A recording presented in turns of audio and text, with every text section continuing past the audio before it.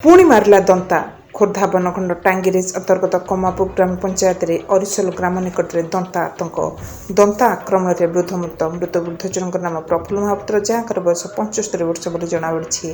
घटना घटी खोर्धा जिला टांगी ब्लॉक अरिसल कांजू जंगल वृद्ध जनक काजू जंगल को काजू मंची संग्रह करने जाइथा बेले गोटे दंता आक्रमण करथिला। दंता आक्रमण शिकार हो वृद्ध गुरुतर होते स्थानीय लोके 108 आंबुलांस जोगे वृद्ध को अरिसल कानपुर बसंत मंजरी मेडिकल को पठाई आंबुलांस जोगे वृद्ध को चांदपुर स्थानांतरित कर कुकुड़ाझारी पेट्रोल पंप निकट में आंबुलांस पछपटू गोटे यात्रीवाही बस धक्का देइथिला। वृद्ध को विलंब आंबुलांस उद्धार कर फल गुरुतर वृद्ध आहरी संकटापन्न हो जाते चांदपुर बसंत मंजरी हॉस्पिटल भर्ती कर डाक्तर वृद्ध को परीक्षा निरीक्षा कर मृत घोषणा करते। पुलिस सबको जबत कर तदंत कर वृद्ध परिवार को सरकारी सहायता लगी साधारण दाबी कर। Nirakarpur बालुकेश road mobile TV.